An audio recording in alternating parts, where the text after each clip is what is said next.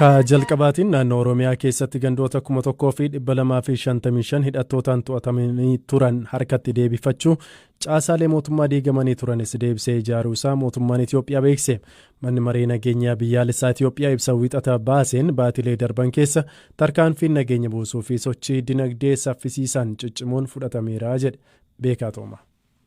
Naannoo Oromiyaa keessatti tarkaanfii hidhattoota waraana bilisummaa Oromoo mootummaan shanee jedhuun irratti fudhatameen hidhattoonni 3180 to'annoo jala oolfamuu hima. Ibsi mana maree nageenya biyyaalessaa kun hidhattoonni harka kennachuu hifatan lakkoofsi isaanii hin ibsamne ammoo ajjeefamaniiru jedha. Dabalataan miseensonni abbaa torbee juuntaaf Al-Shabaab hedduun to'atamaniiru jedhe. Namoota to'annoo jala oolan waliin meeshaan waraanaa hedduun, rasaasni, konkolaataawwan akkasumas maallaqni guddaan qabamuu hime. Hidhattoota waraana bilisummaa Oromoo godinaalee Shawaa Wallaggaaf Gujii keessaa dhabamsiisuuf komaand poostiin ijaaramuunis himamee jira. Gandoota 1739 to'annoo hidhattoota waraana bilisummaa Oromoo jala turanii fi diigamanii turan keessaa 1255 to'annoo mootummaa jalatti deebi'uu fi irra deebiin ijaaruunis himameera. Namoota 250 ol qe'ee isaaniirraa buqqa'an keessaa 47 qe'ee isaaniitti deebi'aniiru jedhe. Ministeera Muummee Abiyyi Ahmadiin kan durfamuu fi hogganoota olaanoo qaamolee nageenyaa akka raayyaa ittisaa, poolisii federaalaaf tikaa akkasumas aangawoota olaanoo mootummaa of keessaa qabu manni maree nageenya biyyaalessaa Itoophiyaa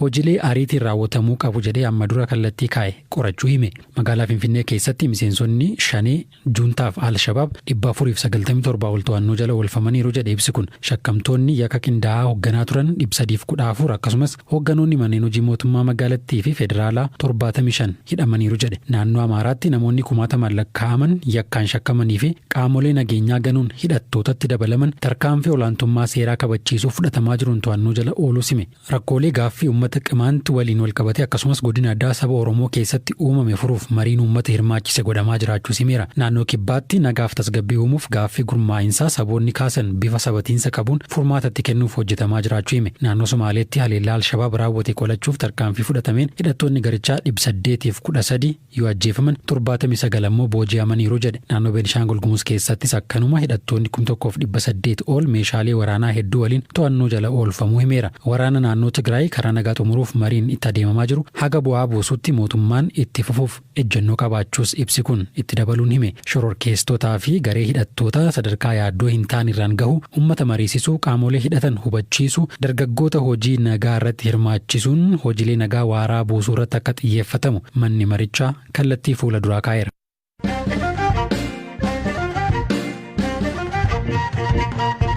Hoogganaa ittaanaan waraana bilisummaa Oromoo zoonii Kibbaatti kan jedhame Mohaammed Ammee Sanbata hagayya 6 bara 2022 godina Booranaa Aanaa Mooyaleetti to'atamu poolisiin BBC'tti himeera. Mohaammed Ammee bara 2008 humna nageenyaa mootummaan rukutamuun qabamee ture. Ammayyuu ittaanaa dabalata isaanitti hima. Qondaalli poolisii maqaanaaf dhoksaa sagalee koosiin fayyadaminaa jechuun BBC'tti dubbatan Mohaammed Ammeen godina Booranaa keessa soso'aa lola irratti hirmaataa turuu dubbatu. Namni kun adoolessa 30 bara 2014 godina Booranaa Aanaa Mooyyalee ganda Bookollaa jedhamutti to'atame. Yeroo qabamuttis uffata waraanaa hin uffanne.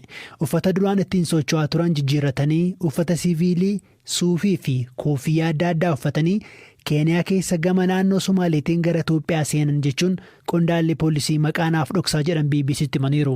Dabaluunis sakattaa poolisiin daandiirra gochaa tureen qabamuu himan. Daangaan Itoophiyaa fi Keeniyaa daangessu bakkee hidhattootitti sossoonidha. Rakkoo nageenyaa kaaba Keeniyaa mul'atuufis sochii meeshaa waraanaa hidhattoota qooda qaba jechuun aangawoonni Keeniyaa himatu. Mohaammed Ammeen yeroo poolisiin to'atamu kun kan duraa miti. Bara 2008ttis lola tureen harka rukutamee to'atamee turuu poolisiin ibseera. Isa tibbanaanis miseensi poolisii yeroo sana waraana sana keessa jiru iddoo sakatta'insaa sana ture. Yeroo sargan fuula isaa sirriitti beekan. Gaafasis miseensuma kanatu rukutee qabe jechuun poolisiin kun BBC'tti himaniiru. Kan qabame ajajaa hidhattootaa nama jedhaman qofa osoo hin taane konkolaachisaa isaanii waliini. Suuraan qoodamee konkolaataa ammayyaa waliin qabamuu agarsiisa. Akka poolisiin ibsetti konkolaachisichi ajajicha waliin mana hidhaa waliin turaniiru. Konkolaachisaan kiraa qarshii 15,000 shakkamaa to'atame kana gara Adaamaatti geessuuf gara Mooyyalee imale. Imalli isaanis gara gidduu gala Itoophiyaa ture. Ammatti kaayyoon imala isaanii hin baramne. Haa ta'u malee gaafa poolisitti himan hoogganoota hidhattoota kaan waliin wal dhabee jennaan gara Walloo deemuu akka barbaade dubbate. Yoo kana ta'e maaliif harka kennachuu dhabde jedhamee gaafatamu poolisiin ibseera. Naannoo Amaaraatii maatiin qaba, daa'ima tokko dhalee jira, maatii kiyyaa wal argee naannoo san jiraachuun barbaada malee harka kennachuu hin barbaadu jechuun deebisuu isaanii himaniiru. Yeroo ammaa poolisii godinaatti dabarfamuu poolisiin BBC'n dubbisee himaniiru. Dhimma hidhaabuu qondaala waraana bilisummaa kanarratti garichi waan jedhe hin qabu. Gaafii BBC irraa dhiyaateefis hin deebisne. Kana duras ajajaa yeroo dheeraa garee kanaa gama kibba biyyattii Gollicha Dheengee waggoota 27 booda qabsoo dhannoo keessaa ba'uun mootummaatti harka kennateera. Paarlaamaan Itoophiyaa garee kanaa fi TPLF tarree shororkeessummaa keessa galchuun ni yaadatama.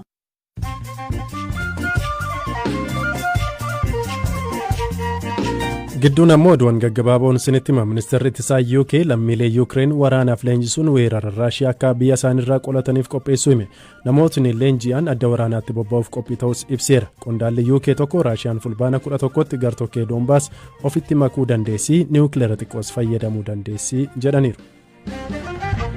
Ministeerri dhimma alaa Ameerikaa Antoonii Bilinken daawwannaa gara biyyoota Afrikaa 3 eegalaniin har'a Afrikaa kibbaa galan. Kun daawwannaa gita isaanii Raashiyaa Sergey Lavrov hordofeeti. Bilinken Ruwaandaa fi Democratic Republic of Congoos kan daawwatan yoo ta'u, Afrikaan kibbaa waamicha biyyoota lixaa weerara Yuukireen akka balaaleffattuuf dhiyeessaniif diddeetti. Israa'elii fi hidhattootni Islaamic Jihad Palestine lola guyyaa 3tiin namootni 43 erga ajjeefamanii booda waraana dhaabuuf walii galan. Waliigalteen waraana dhaabuu kaleessa halkan walakkaa irraa kaasee hojiirra kan oole yoo ta'u, Israa'elii fi hidhattooti kun ammaaf kan akka araaraman kan taasiste Masriidha. Chaayinaan shaakala waraanaa torbee darbe eegalte dilbata xumuruu ishee beeksifte. Har'a immoo bifa haaraan shaakala haleellaa diroonii galaana jalaa fi galaana gubbaa fashalsuu irratti xiyyeeffattee eegaluu ishee humna waraanaa biyyatti beekseera. Taayiwaan gama isheetiin Chaayinaan shaakala waraanaa kanatti fayyadamtee ana weeraruuf qophoofti jechuun komatti. Kun daawwannaa Naansii Peeloosii Taayiwaanitti taasisan hordofeeti.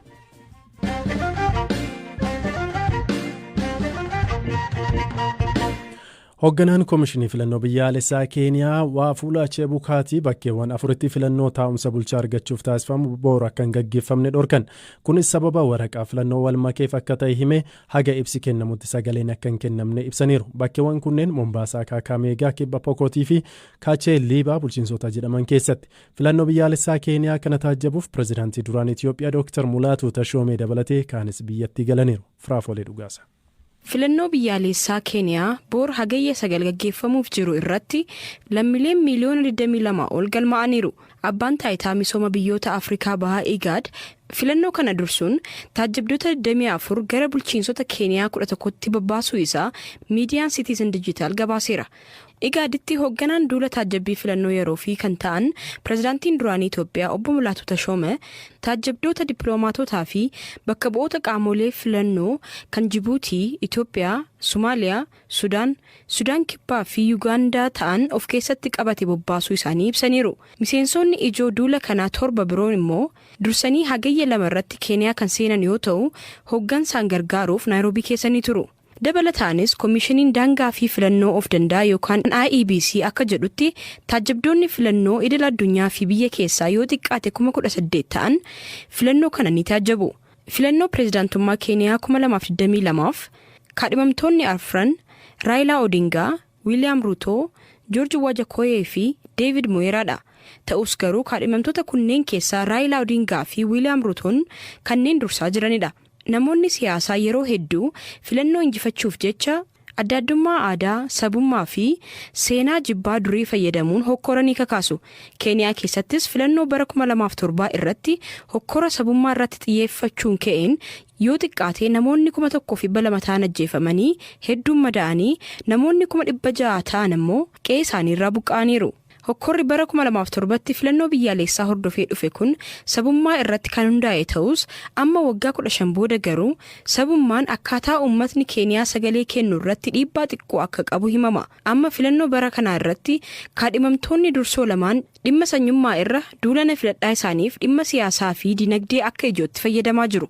Lammiileen Keeniyaa akkuma uummattoota addunyaa biroo gatiin wantoota bu'uuraa fi maallaqni isaanii walgituu dhabuu isaan rakkataa jiru. Waxabajjii keessa gatiin nyaataa kan akka daakuu boqqolloo fi zayita nyaataa Keeniyaa keessatti guddaa dabaluun komii kaasee ture. Dabalataan ammoo gogiinsi lammiilee Keeniyaa miliyoona 3 ta'an yeroo hubee jirutti hedduun isaanii nyaata kamillee bitachuuf rakkachaa jiru. Dhimmi biraa kaadhimamtoonni irratti xiyyeeffatanii jiran dargaggootaa fi hojii dhabdummaa irrattidha. Lammiileen Keeniyaa umurii 18 fi 35 gidduu jiran hedduun digirii yookaan ulaagaalee barbaachisu utuu qabanii hojii dhabdummaan rakkoo guddaa ta'ee jira. Filannoon Keeniyaa 2022 kun addunyaa irratti filannoowwan qaalii ta'an keessaa isa tokko ta'eera. Adeemsa filannoo kanaaf walumaa galatti baajetni ramadamee jiru doolaara miliyoona 383 fi 560dha. Maaliif filannoon Keeniyaa bara kanaa kun qaalii ta'e kan jedhuuf filannoon kun aangoo pirezidaantummaaf namoota ta'an filachuu qofa osoo hin taane aangoowwan akka seenetaa, bulchaa naannolee, miseensota mana maree, bakka bu'oota uummataa fi bakka bu'oota dubartootaa bulchiinsaaf namoota ta'an filachuun waan barbaachisuufidha. Filannoo kana irratti yaaddoon nageenyaa ammallee waan jiruuf pirezidaantiin Keeniyaa aangoo gadhiisuuf jiran Uhuru Kenyataa filannoo biyyaalessaa boor gaggeeffamu irratti lammiileen tokkummaa akka qabaatanii fi nageenya akka eeganiif waamicha dhiyeessaniiru.